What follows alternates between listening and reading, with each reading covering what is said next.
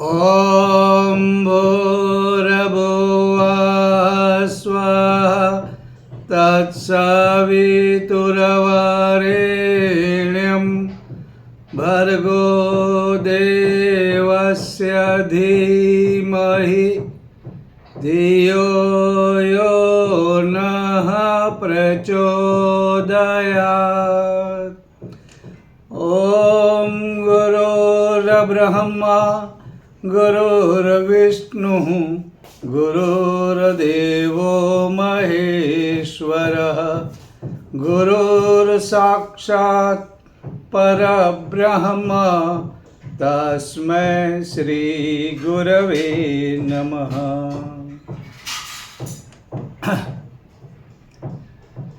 जैसे हम लोगों ने पिछली बार बात की, हमारे जो व्यक्तित्व है ये दो प्रकार के होते हैं। एक है हमारा बाहरी व्यक्तित्व, कपड़े, वस्त्र, बातचीत, व्यवहार, उठना बैठना, खाना पीना, ये जो हमारी चीज़ें हैं यह बाहरी व्यक्तित्व बताते हैं।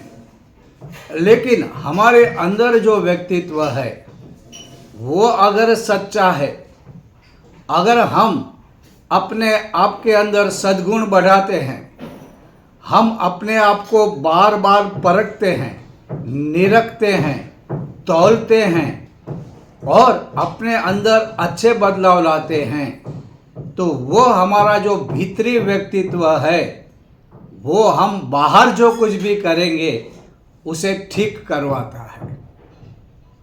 जैसे हमने पिछली बार बात की, भगवान रामचंद्र जो करते थे वह धर्म बन जाता था।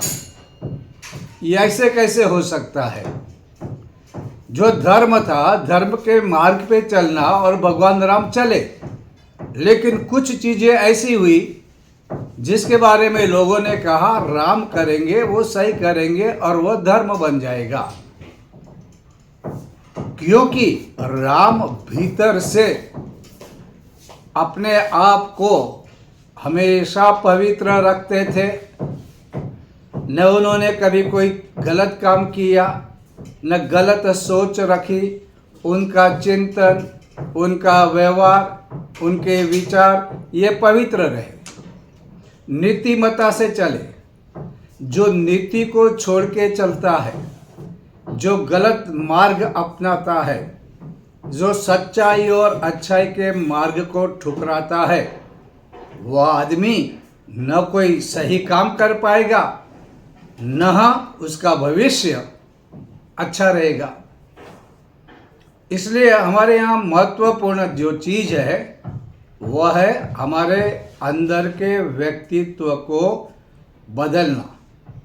अच्छा, अभी देखो क्या हो जाता है, हम ऐसी कुछ बातें, जैसे हम विचार बहुत करते हैं, लेकिन अब ये सोचना है हम जितने विचार करते हैं उसमें से सकारात्मक कितने विचार हैं और नकारात्मक कितने हैं, उसके अंदर सही विचार कितने हैं, उसके अंदर गलत विचार कितने हैं। क्योंकि हम जैसे जैसे विचार करते जाएंगे वैसा आचरण और फिर हमारा वह स्वभाव बन जाता है, कुछ आदतें पड़ जाती है और फिर हम क्या करते हैं, हम उसी मार्ग पे चलने लगते हैं। फिर हम कहने लगते हैं हम जो सोचते हैं वो सही है, हम जो करते हैं बिल्कुल सही है, हमारी मान्यता यह है वो सही है।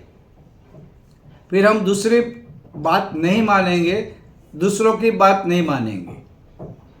और ये जो हमारी बाहर की चीज़ें हैं जो निकलेगी, लोगों को मालूम पड़ता है। अगर आपसे किसी को फ़ायदा लेना है तो वो कहेगा इसकी झूठी प्रशंसा करो, ये खुश हो जाएगा, और जैसे ही वो करेगा आप खुश हो जाएंगे, फिर वो जो चाहेगा वो आप करने लगेंगे। किसी को आपको क्रोधित करना है, उनको पता है इस चीज़ से उन्हें क्रोध आता है, तो वो बटन दबाएंगे क्रोध का और आप क्रोधी हो जाओगे। आप क्रोध करोगे, कभी ना कभी आप फंसोगे। मैंने देखा था एक कंपनी में एक आदमी को निकालना था, क्योंकि वो बहुत ईमानदार था, सज्जन था, रिश्वत नहीं लेता था। तो रिश्वत लेने वालों को ऐसा लगा कि ये आदमी रहेगा तो कभी ना कभी हमको फंसा देगा। तो उन्होंने बहुत सारे प्रयत्न किए। फिर उन्होंने तय किया जब भी वो बाहर निकले उसको गुस्सा दिलाओ, ऐसी ऐसी बातें सोचो जिससे उसको गुस्सा आता है। लोगों ने देखा इस बात पे वो गुस्सा करता है, गुस्से में आवेश में आता है, गाली गलौज कर देता है। तो उन्होंने वो दाव आजमाया। एक दिन उसके मुंह से गाली निकली, कंप्लेंट हो गई, विटनेस मिल गए और उसको कंपनी के रूल के हिसाब से नौकरी से निकाल दिया गया। इसलिए कभी भी सावध रहना चाहिए, दूसरे के हाथ में बटन मत दो। आपकी कमजोरी क्या है ये दूसरे जानते हैं और उसका लाभ भी लेंगे। इवन धर्म के क्षेत्र में भी अगर आपसे दान लेना है तो वो बातें करेंगे जो आपको लगता है कि आपके लिए ठीक है, आपके आदर्श है, आपके सिद्धांत है।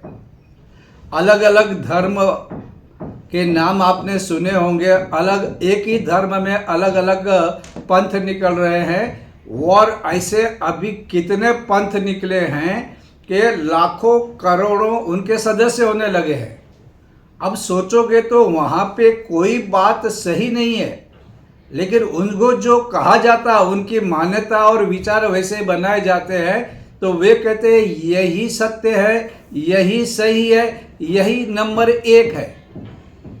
हालांकि उसमें कोई सत्य नहीं है। उनकी बातें न जाने और लोग भी क्या करते हैं, मेरा क्या बिगड़ता है, तो जब भी उनके इधर कुछ महत्वपूर्ण बैठक होती है तो बुला लेते हैं। क्योंकि अब क्या होता है, बोलने वाले को भी पता नहीं और सुनने वाले को भी पता नहीं,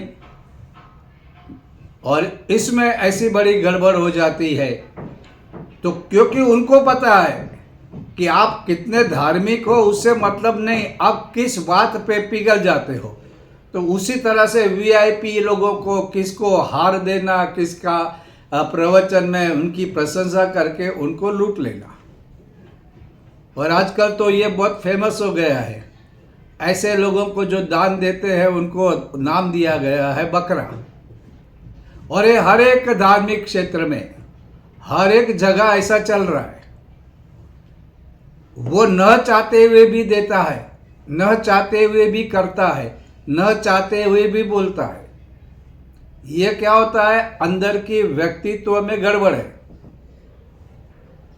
और इसलिए हमारे अंदर के व्यक्तित्व को ऐसा रखना है, अगर आदर्श और सिद्धांत भी है उसको भी समझ के रखना है। बिना समझे कोई भी आदर्श सिद्धांत विचार को पकड़ के परेशान नहीं होना है। मैंने कहानी सुनी थी, एक पिता थे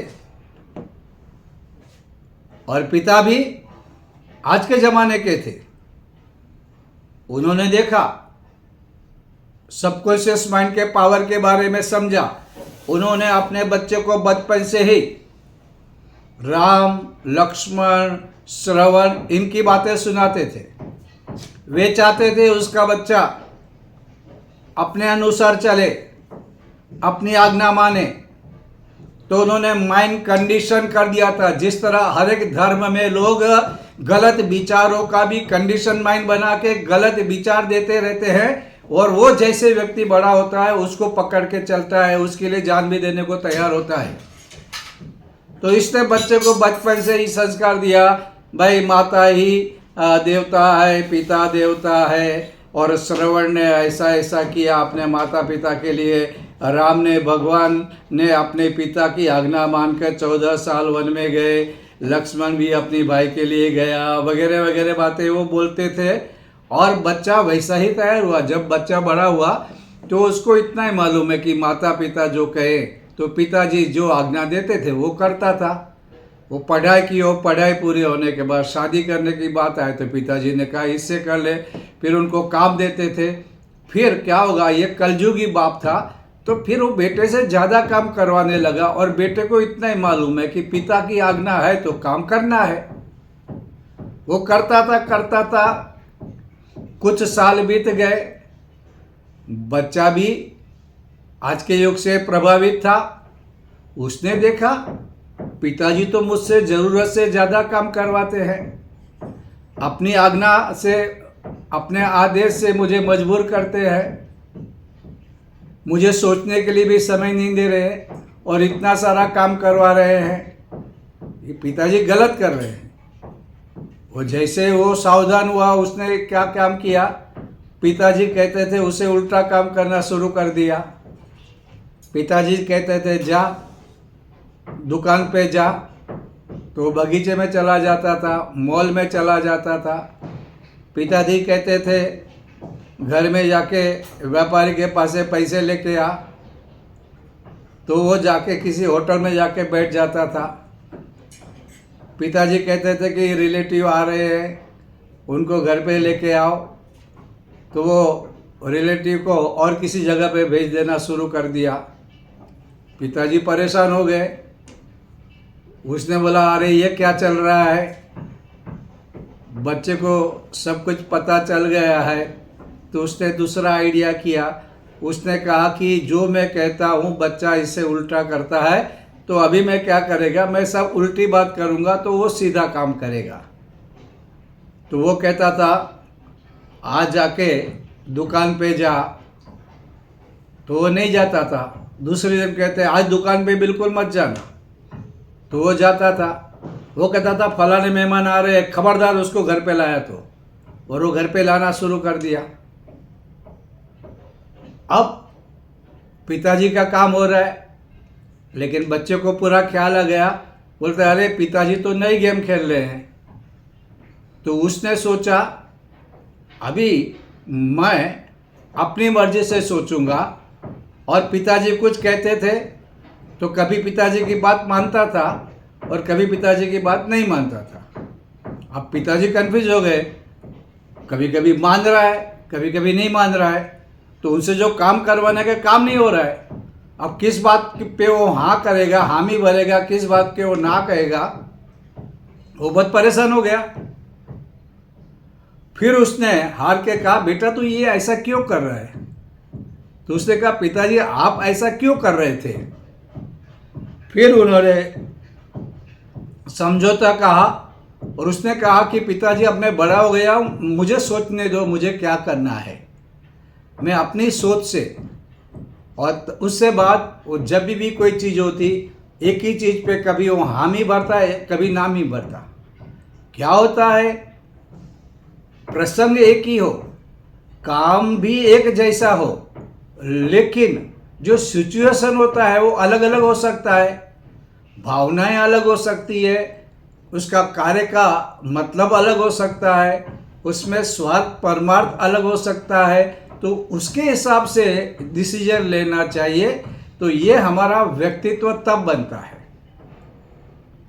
और कई लोग क्या करते हैं, मैंने एक हास्य लेख पढ़ा था, उसमें बीवी जो है अपने पति से काम करवाती थी। एक दिन उसको रियलाइज हुआ कि ये पत्नी मुझे ऑर्डर देती है, वो जो कैसी है वैसा मुझे करवाती है। तो उसने एक दिन क्रोध में पत्नी से कहा खबरदार, मैं समझ गया, मैं शेर जैसा आदमी हूँ, आज के बाद मैं वही करूँगा जो मैं चाहूँगा, तेरी बात बिल्कुल नहीं मानूंगा, देखता हूँ तू क्या कर लेती है। तो बीवी भी सियानी थी, उसने बोला ठीक है मालिक, आप जैसा बोलो वैसा, आप जो बोलोगे वैसा, आपकी मर्जी से आप काम करो। अब देखो घर में झाड़ू पोता भी करना है और कपड़े भी धोना है, आप ही डिसाइड करो मालिक कि आपको क्या करना है। उसने कहा बराबर है, मैं अपने मन से करता हूँ, मैं पहले कपड़े धोऊंगा, लादी फट्टा बाद में करूँगा। बीवी बोली ठीक है मालिक, जैसी आपकी मर्जी। फिर उसने ने कहा कि अब देखो खाना भी पकाना है और बाहर से सब्जी भी लाना है, आप मालिक है, आप तय करो। उसने कहा बिल्कुल सही, तू डर गई ना, मैं निश्चय करता हूँ, मैं पहले मार्केट जाऊँगा। पत्नी बोली ठीक है, मार्केट जाके आओ, उसके बाद ही मैं कपड़े धोऊंगा। तो ठीक है, आप बाद में दो, आप मालिक है, आप जो सोचोगे आप वैसा ही करो। अब इसमें पति को लगता है कि मैं अपनी मर्जी से काम कर रहा हूँ, लेकिन हो तो वही हो रहा है जो उसे नहीं करना था, नहीं चाहते थे। इस तरह से हमारा जो व्यक्तित्व है, ये व्यक्तित्व की अंदर की जो बात है वो बाहर प्रकट होती है। इसलिए सियाना आदमी अंदर से होना चाहिए और दूसरों की बातों से, क्योंकि दूसरों की बातों से हम लोग अपसेट हो रहे हैं। जिसको चाहे तब वो आपको परेशान कर सकता है। होना ये चाहिए, और अध्यात्म की भी यह निशानी है कि बाहर की विपरीत परिस्थितियों में भी आप कैसे शांत रह सकते हैं, आपकी मन स्थिति कैसी होती है। मन स्थिति को ठीक करना ही अध्यात्म का मार्ग है। अपने मन में हलचल गड़बड़ चलती रहेगी, उठ पटांग विचार आएंगे, उल्टा सुल्टा सोचेंगे और वैसा ही करेंगे, तो आप अगर कहोगे मैं तो अध्यात्म में प्रवेश कर रहा हूं, नहीं होगा। बाहर की परिस्थितियां कैसी भी हो, आपकी मन स्थिति आपको ठीक करना आनी चाहिए। उसी के ऊपर आप कह सकते हो कि मैं अध्यात्म में प्रवेश करता हूं। आपने ये बात तो सुनी ही होगी, ये बात है भगवान बुद्ध की। भगवान बुद्ध अपने विचारों से चल रहे थे। उनके विचार कुछ लोगों को ठीक नहीं लग रहे थे और उनके विचार कुछ लोगों को बिल्कुल ठीक लग रहे थे। भगवान बुद्ध दूसरे क्या कहते हैं और करते हैं ये कभी नहीं सोचते थे। उनको जो लगता था ठीक है वही करते थे, वही बोलते थे। एक बार किसी गांव में वे प्रवचन दे रहे थे, तो वहां पर एक आदमी आया जिसको उनके विचार पसंद नहीं थे। उन्होंने आकर भगवान बुद्ध के बारे में उल्टी सुल्टी बातें कहना शुरू कर दिया, गाली गलौज करना शुरू कर दिया, पैर से धूल उड़ाने लगा, गौतम बुद्ध की निंदा करने लगा। लेकिन भगवान ने उनकी बात नहीं सुनी। वे अपने प्रवचन शांत चित्त से दे रहे थे। वो आखिर थक गया और फिर वो जोर से बुद्ध के पास आया और थूका और थूक कर चला गया। अब उसके बाद दूसरा कोई चारा या दूसरा कोई मार्ग नहीं था भगवान बुद्ध को अपमानित करने का। चला गया। भगवान बुद्ध ने कुछ भी नहीं, उतनी ही शांति से प्रवचन किया, न उसके बारे में उन्होंने बातचीत की, न क्योंकि न ही उन्होंने अपने भीतर भी उसके बारे में कुछ स्वीकार किया। हो गई, शाम हो गई, भक्तजन मिलने आते थे, मिलते थे, शाम का भोजन कर लिया, फिर सवेरा हुआ। उसी जगह पे भगवान बुद्ध ने अपना दूसरा प्रवचन देना प्रारंभ कर दिया। अब कुछ समय बाद वही आदमी आया, रोते रोते आया। वो भगवान बुद्ध के चरणों में पड़ा। उन्होंने कहा मेरी गलती हो गई, मैंने आपको गालियाँ दी, मैंने धूल उड़ाई, मैं आप पर थूका, मुझे लगता है कि मैंने बहुत गलत किया, मुझे पश्चाताप हो गया है, मुझे प्रायश्चित करने दीजिए। हे प्रभु आप मुझे माफ़ करें, मुझे क्षमा करें। तो भगवान बुद्ध ने कहा, अरे पगले, मैं बीच में कहाँ से आया? तू आया, तूने गालियाँ दी, तूने धूल उड़ाई, तू थूका। मैंने तो उसको स्वीकार ही नहीं किया। मैंने उसे बिल्कुल स्वीकार नहीं किया। वो तो तेरा था। अब तू माफ़ी मांग रहा है, रो रहा है, प्रायश्चित चाहता है, पश्चाताप करता है, वो भी तो तेरा है। मेरा इससे क्या वास्ता? ये दोनों चीज़ तेरी है, तू जाने। तू उसके लिए जो कुछ करना चाहे तू ही कर। मैं बीच में कहाँ से आया? न मैंने स्वीकार किया ये, न मैं ये स्वीकार कर रहा हूँ। मुझे इससे कोई वास्ता नहीं है। ये जीवन ऐसा है। दूसरों कुछ करते हैं और गुरुदेव तो कहते हैं दूसरों की गलती, क्योंकि वो गलत काम कर रहे हैं। गलत काम वो करे और दुखी आप हो, ये तो कोई ठीक बात नहीं हुई।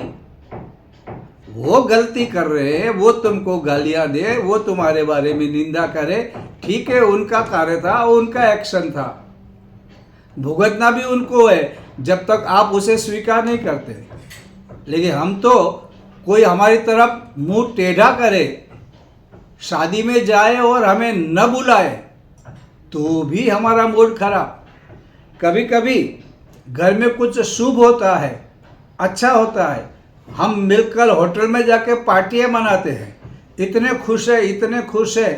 लेकिन जैसे होटल में गया, वहाँ पे कोई अपना पड़ोसी मिल गया जिसने हमसे बड़ा घर बनाया है और वो आपको बुलाता नहीं है, तो आपका मूड खत्म हो जाता है। आपकी सारी खुशियाँ, होटल का बिल सब बेकार हो जाता है, क्योंकि आपको एक ईर्ष्या आ जाती है कि ये मेरे से बड़ा घर बना लिया है। दूसरा, अहंकार को हर्ट होता है कि उसने मुझे बुलाया नहीं, उसने मुझे हाय नहीं किया। ऐसा अभिमानी आदमी, और तुम्हारा मूड पूरा चूर चूर हो गया। तुम्हारी सारी खुशियाँ, इतने सारे, और जब तुम नाराज होते हो तो तुम्हारे घर वाले भी दुखी होते हैं और तुम्हारा धन भी तो व्यस्त जाता है। तुम अच्छी तरह खा भी नहीं पाते, भोजन का स्वाद भी नहीं पता चलता। ये क्या कमजोरी है हमारी, और इसको दूर करना चाहिए। अगर हम चाहते हैं कि हम अध्यात्म में जा रहे हैं, तो आपके तिलक और आपके कपड़ों के रंग का या आपके पहने हुए जूते का कोई महत्व नहीं होता है। जो अंदर है, अंदर तुम्हारा बदलाव होना चाहिए। वो स्तंभ जो तुम्हारी आस्तिकता और कर्तव्य का स्तंभ है, वो आध्यात्मिक स्तंभ हिल रहा है, क्योंकि तुम अंदर से हिल रहे हो, अंदर से कांप रहे हो, अंदर से जूझ रहे हो। क्या अर्थ होता है उसका? स्थित प्रज्ञ से क्या भाषा तुम श्लोक बोलते हो भगवद गीता का और हिल रहे हो। भगवान कृष्ण, उनके साथ कितनी बातें हुई, कभी सोचा है वो रोते हैं, कभी सर पकड़ के बैठे हैं। वे हमेशा मुस्कुराते रहते थे। और गुरुदेव भी कहते हैं मुस्कुराते रहो, कीप ऑन स्माइलिंग। और हम सबको बोलते भी है। अच्छा, बोलने से क्या फायदा होगा? धर्म का अनुकरण करना चाहिए, वो हमारे जीवन से, हमारे कार्य से प्रकट होना चाहिए, हमारी सोच से प्रकट होना चाहिए। लेकिन हम तो कहेंगे हम जबान से बोलेंगे, नारे बुलाएंगे, जोर जोर से बुलाएंगे, माइक को डबल आवाज में पेश करेंगे। अच्छा, उससे क्या हो जाता है? तुम धार्मिक अपने आप को कैसे कहलाओगे? तुम अपने को आध्यात्मिक पुरुष कैसे कहलाओगे अगर इन छोटी छोटी बातों में हिल जाते हो तो? इसलिए हम लोगों को हमारे व्यक्तित्व के बारे में पूरा सावधान रहना चाहिए। और ये धीरे धीरे, ये जो एक छोटा सा भी गुण अपनाओ, एक अध्यात्म का एक अच्छा गुण अपनाओ, और बड़ी बड़ी डिंग मत मारो, उसको अपने जीवन में उतारना शुरू कर दो। एक छोटा सा वाक्य ले लो, उसको सोचो गाय की तरह, क्या करो, पहुराओ, चिंतन करो और फिर उसको अमल करो। अच्छा, छोटे छोटे अणुव्रत तो ले सकते हो ना, बड़े व्रत नहीं लेने हैं। बड़े व्रत ले जाओगे फंसोगे। छोटे छोटे, लेकिन उसको एक बार पकड़ा तो जब शुरू कर दो। छोटी छोटी बातें होती है। ये शब्द का मैं प्रयोग नहीं करूँगा, बस सावध हो जाओ। जिंदगी में आगे आगे आगे इससे जो लाभ होगा वो अनेक गुना होगा। एक दिन लाभ देखोगे तो फिर आप दूसरा भी एक संकल्प ले लो। लेकिन तुम्हारा संकल्प कैसा होना चाहिए, तुम्हारे अंदर के गुणों के साथ वो रिलेट होना चाहिए। नहीं तो क्या हो जाएगा, गलत संकल्प ले लोगे, गलत काम करोगे, गलत काम करने से पछतावा होगा। इसलिए अंदर अगर सही होगे तो बाहर का जो भी काम करोगे सही हो जाएगा। और इसी सेंस में कहते हैं राम अंदर से इतने साफ सुथरे पवित्र है कि वो बाहर से जो भी करेंगे सही करेंगे और वही धर्म बन जाएगा। आज के लिए बस इतना।